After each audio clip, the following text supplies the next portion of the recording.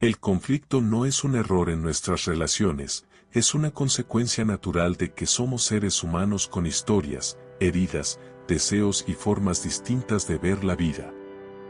Desde el Génesis, cuando Caín y Abel no pudieron convivir en armonía, hasta las disputas entre los propios discípulos de Jesús por quién sería el mayor en el reino de los cielos, la Biblia nos enseña que el conflicto es parte inevitable de la historia humana.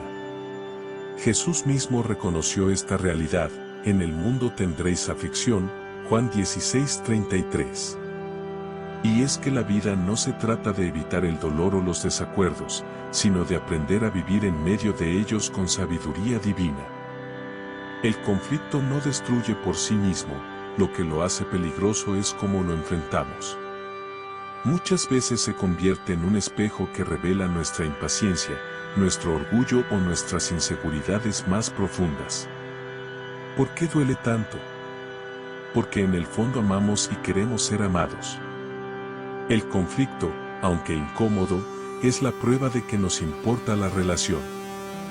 Y ahí está el mensaje poderoso: Dios no nos pide eliminarlo, sino encontrar en él la fuerza para atravesarlo con fe. Es fascinante descubrir que Jesús, el Hijo de Dios, vivió en carne propia los conflictos con quienes más lo amaban. Pedro lo contradijo, Tomás dudó, Judas lo traicionó, y aún así Jesús no rechazó a ninguno mientras hubo oportunidad de restauración. En cada choque, Jesús respondió con una verdad transformadora. Cuando Pedro negó conocerlo, Jesús no le devolvió reproche sino perdón. Cuando los discípulos discutían sobre quién sería el mayor, Jesús los sorprendió lavándoles los pies como un siervo. La lección es clara: los conflictos no son para imponer poder, sino para revelar amor. Si el Maestro que todo lo podía soportó la imperfección de los suyos, ¿por qué creemos que nuestras relaciones estarán libres de choques? Jesús no eliminó las diferencias, las redimió. Nos dejó un camino radical: en vez de responder con orgullo, responder con servicio; en vez de huir, permaneció con amor. El orgullo ha sido siempre la chispa que enciende los peores fuegos en las relaciones.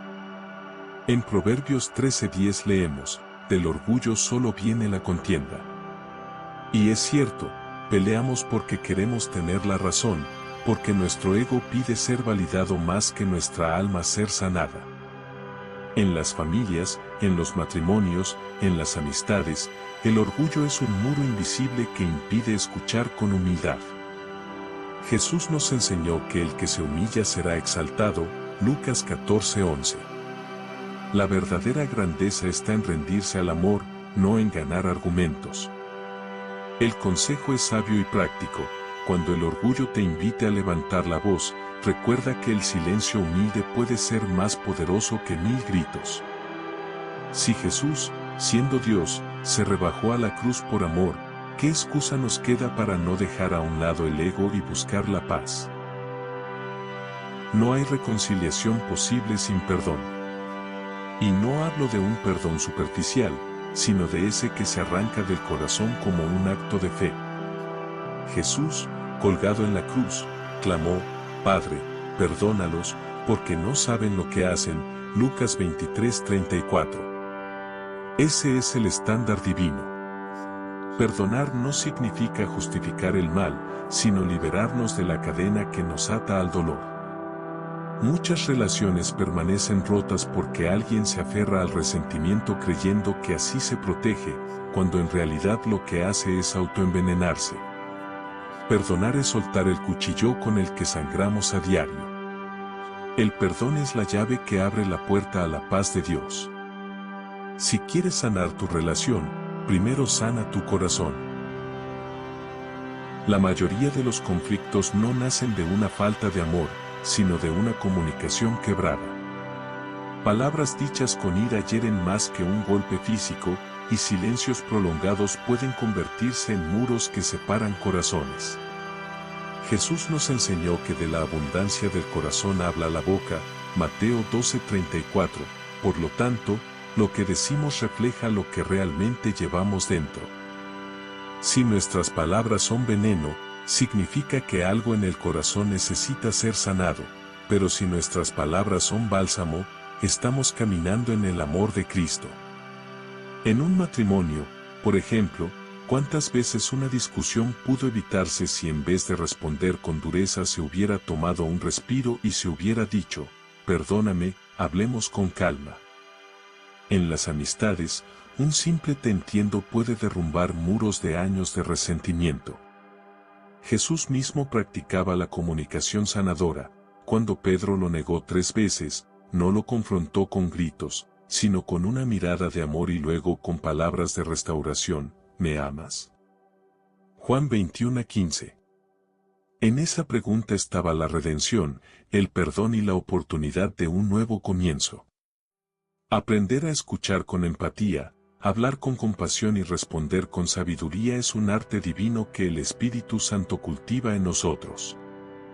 La comunicación es el puente entre dos corazones, y si ese puente se construye con amor, ni la tormenta más grande podrá derribarlo. El consejo es claro: piensa antes de hablar, ora antes de responder y recuerda que tu voz puede ser el eco de Dios en la vida de alguien. El amor verdadero no se prueba en los momentos fáciles, sino en los de mayor tensión. Cualquiera puede amar cuando todo marcha bien, pero el verdadero desafío está en mantener el corazón abierto cuando la herida aún duele. Jesús lo demostró en la cruz. Mientras lo insultaban y lo herían, Él pronunció palabras que retumban en la eternidad: Padre, perdónalos, porque no saben lo que hacen. Lucas 23:34. Amar en medio del conflicto no significa ignorar el dolor, sino elegir conscientemente no devolver mal por mal. Es entender que la otra persona también es frágil, que detrás de su enojo hay heridas que quizás no conocemos.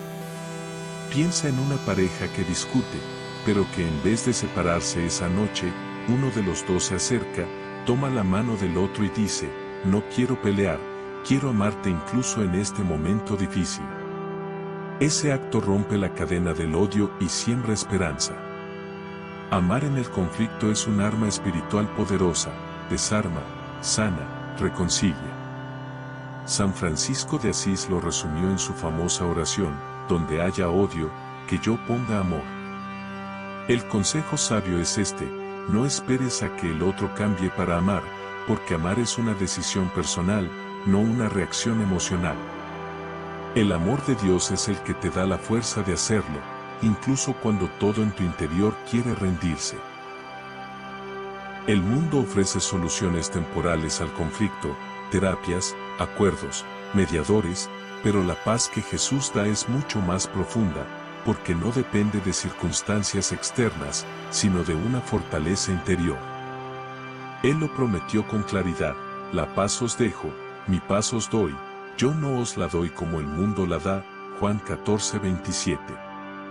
Esta paz es un regalo, no se compra ni se negocia, se recibe con fe. Es esa calma inexplicable que sientes en medio de un diagnóstico médico difícil, la serenidad en el corazón de una madre que ora mientras su hijo atraviesa una crisis, o la fuerza de un hombre que elige perdonar en vez de vengarse. La paz de Dios es un escudo contra el caos, un refugio en medio de la tormenta. El mundo puede estar ardiendo, pero tu alma puede estar en descanso si está anclada en Cristo. Esta paz transforma los conflictos. En lugar de ser una batalla que destruye, se convierte en una oportunidad para crecer y ser testimonio de fe. El consejo es vivir conectados a la fuente de esa paz, la oración constante, la lectura de la palabra y la confianza absoluta en que Dios tiene el control, incluso cuando todo parece perdido.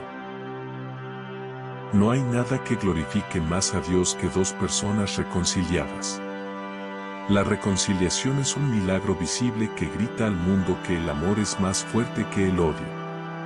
Pablo lo dice en 2 Corintios 5:18, Dios nos reconcilió consigo mismo por Cristo, y nos dio el ministerio de la reconciliación. Esto significa que perdonar y restaurar relaciones rotas no es solo un acto humano, sino una misión divina. Hay testimonios conmovedores: familias divididas por herencias que vuelven a abrazarse después de años gracias a una oración sincera, matrimonios al borde del divorcio que encuentran en Cristo la fuerza de empezar de nuevo, hermanos que después de décadas sin hablarse vuelven a unirse en el lecho de muerte de un padre. La reconciliación es siempre un camino difícil porque exige humildad, pero al recorrerlo se abre una puerta a la gracia. Jesús nos enseñó que si vamos a orar y recordamos que alguien tiene algo contra nosotros, primero debemos reconciliarnos, Mateo 5, 23-24. Eso demuestra cuánto valora Dios la unidad. El consejo sabio: no dejes que el orgullo gane terreno, porque el tiempo perdido nunca regresa. Haz la llamada, pide perdón, busca la paz. Tu testimonio puede inspirar a otros a hacer lo mismo. El conflicto muchas veces nos nubla el juicio, respondemos con ira, decimos palabras hirientes, tomamos decisiones impulsivas. Pero Jesús no nos dejó solos, nos prometió al Espíritu Santo, el Consolador, el Maestro de la verdad. Él es la voz suave que nos dice: cálmate, espera, perdona. En Hechos vemos cómo la iglesia primitiva enfrentó conflictos internos, y fue el Espíritu quien les dio dirección para mantener la unidad. Hoy sigue actuando, esa sensación de paz después de orar antes de responder un mensaje duro, esa claridad que aparece cuando pedimos sabiduría antes de confrontar un problema, esa fuerza inexplicable para elegir el bien aunque duela. Invocar al Espíritu Santo en medio del conflicto es como encender una lámpara en una habitación oscura, de repente ves lo que antes estaba oculto. El consejo: no te apresures a reaccionar, primero respira, ora y pide al Espíritu que te guíe. Él no solo calma tu corazón, también prepara el del otro. El conflicto no es un obstáculo para tu vida espiritual, es una oportunidad disfrazada. Si lo enfrentas con fe, puede convertirse en un escalón hacia tu madurez. El oro se purifica con fuego, y así también nuestra fe se fortalece en medio de las pruebas.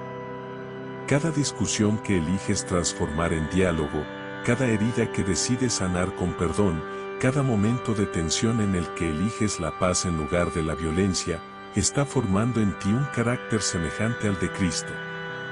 Romanos 5, 3-4 lo explica con claridad: nos gloriamos en las tribulaciones, porque la tribulación produce paciencia, y la paciencia, carácter probado, y el carácter probado, esperanza. No hay victoria sin batalla, no hay crecimiento sin desafío. Historias abundan, parejas que hoy dan charlas sobre matrimonios sanos porque un día enfrentaron su crisis, líderes que guían a otros porque aprendieron a resolver sus propios conflictos con Dios. El consejo: cambia tu perspectiva, no huyas del conflicto ni lo temas, abrázalo como una oportunidad que Dios usa para pulirte, moldearte y llevarte más alto. Si lo entregas en manos de Jesús, el conflicto dejará de ser una herida y se convertirá en un testimonio de poder. Suscríbete y activa la campanita para recibir más oraciones poderosas, testimonios de milagros y reflexiones que fortalezcan tu fe.